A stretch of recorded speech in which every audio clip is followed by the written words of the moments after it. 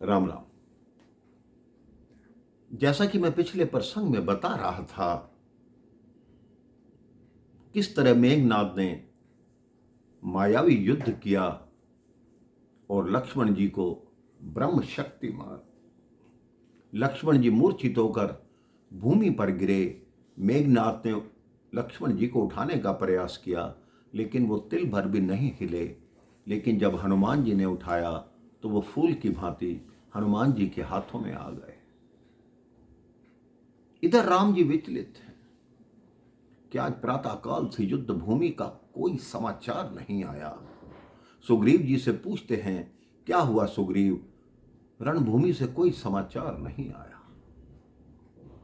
उधर मेघनाद प्रसन्न होता हुआ लंका में प्रवेश करता है और अपने पिता को बताता है कि मैंने राम के छोटे भाई लक्ष्मण पर ब्रह्म शक्ति चलाई है, वो सूर्योदय होते ही समाप्त हो जाएगा। रावण ने कहा, बड़ी प्रसन्नता की बात है, लेकिन फिर भी उसने अपने गुप्तचरों को रामादल पर दृष्टि बनाने के लिए आदेश दिया।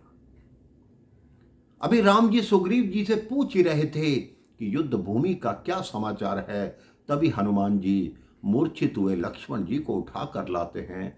श्री राम लक्ष्मण जी को देखते ही विचलित हो जाते हैं कि ये क्या हुआ। तो हनुमान जी बताते हैं कि लक्ष्मण और मेघनाद का युद्ध चल रहा था, लेकिन उस मायावी ने न जाने कौन सा अस्त्र चलाया जिससे भैया लक्ष्मण मूर्छित हो गए।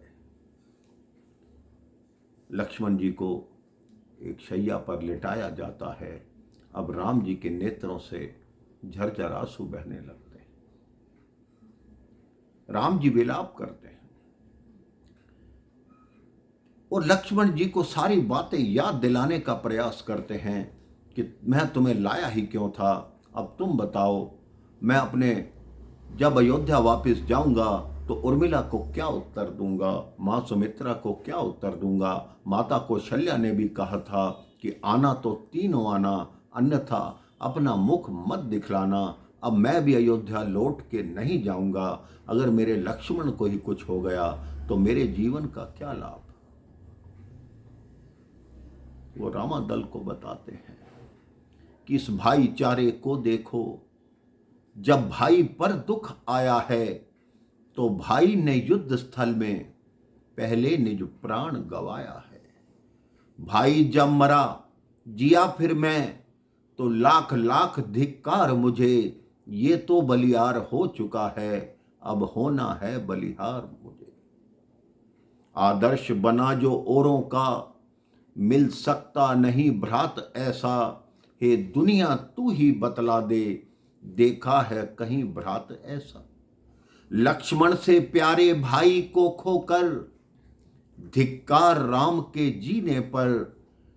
हे ब्रह्म शक्ति दे छोड़ इसे, और आजा मेरे सीने पर। तुम कहते थे लक्ष्मण, सेवा को हरदम तैयार ये भाई है। अब जब सेवा का समय हुआ तब तुमको निद्रा आई है। सेवा ये है युद्ध स्थल में, रावण का मान घटाना है।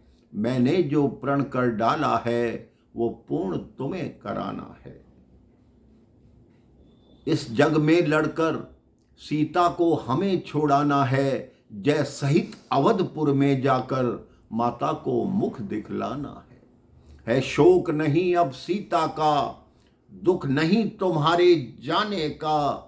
संकोच है तो बस इतना, पकड़ी है वहां विभीषण की।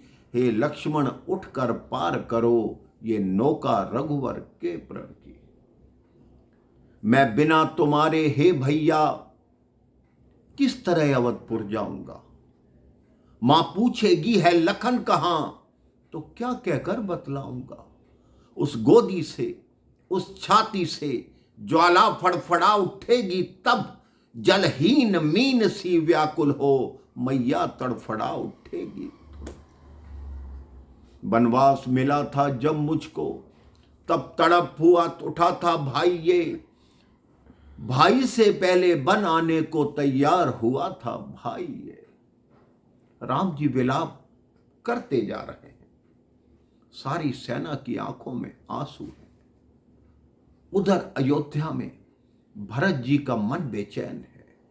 उर्मिला जी, कुछ शास्त्र बताते हैं कि निद्रा में थी और कुछ बताते हैं कि वो रोज एक दीपक जलाती थी। आज उस दीपक की लो डगमगाने लगी, बुझने सी लगी। वो अपने पल्लू से उस ज्योत को बचाने का प्रयास करती है। इसके पश्चात प्रभु कैसे विलाप करते हैं, कैसे लक्ष्मण जी के उपचार की योजना बनती है, आगे क्या क्या होता है, ये मैं आपको अगले प्रसंग में बताऊंगा। राम राम, जय श्री राम।